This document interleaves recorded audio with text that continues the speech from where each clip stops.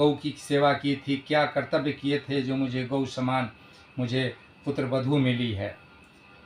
जैसे अब कुछ दिनों के बाद ये सिलसिला धीरे धीरे चलता रहता है। पुत्र के लिए जो काम पहले माँ करती थी वो अब वो बहू करने लगी। माँ जैसे खाना देना, मेरा सामान कहाँ है, मैं आज देर से आऊँगा, मुझे चाय दे दो।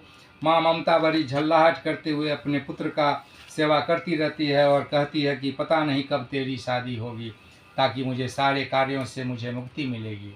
लेकिन जैसे ही उन वातावरण में जहाँ माँ और पुत्र का ममतामयी वातावरण था, उस ममतामयी वातावरण एकदम से शांत हो जाता है और फिर गूंजने लगता है उस ममतामयी वातावरण में किसी एक और स्त्री जो बहू के रूप में आई थी।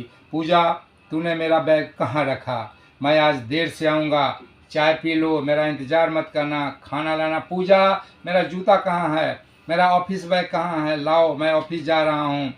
अब यह सुनकर माँ और पुत्र के बीच और पुत्र वधू के बीच दुनिया बढ़ती गई। यह दुनिया माँ के मन में एक नफरत पैदा करती है अपने पुत्र वधू के प्रति, और पहले मेरा बेटा ऐसा नहीं था। यह हर घर हर समाज में आता है कि पहले मेरा बेटा ऐसा नहीं था। जब पुत्र वधू आई है, पुत्र यानी पुतोह आई है, उसके बाद ही मेरा बेटा खराब हो गया है। जब से आई है, शुरू में यह गौ समान थी, अब शेरनी हो गई है। कभी कभी पुत्र वधू को लेकर माँ और पुत्र में भी कहा सुनी हो जाती है, और अब माँ दूसरे पुत्र के प्रति उदासीन हो जाती है और बड़े पुत्र से नफरत करने लगती है।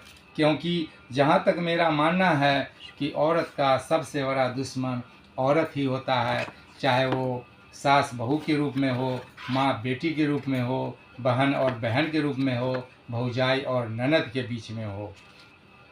औरत का सबसे बड़ा दुश्मन औरत ही होता है।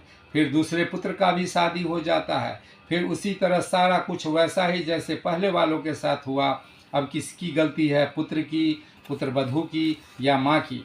दोनों पुत्री की शादी होने के बाद माँ कभी इस पुत्र के साथ तो कभी उस पुत्र के साथ अपना जीवन कठपुतली की तरह व्यतीत करने लगती है और अपने ही हाथों से बनाई हुई घर को समाप्त कर लेती है। इन सारी समस्याओं को देखते हुए एक पुत्र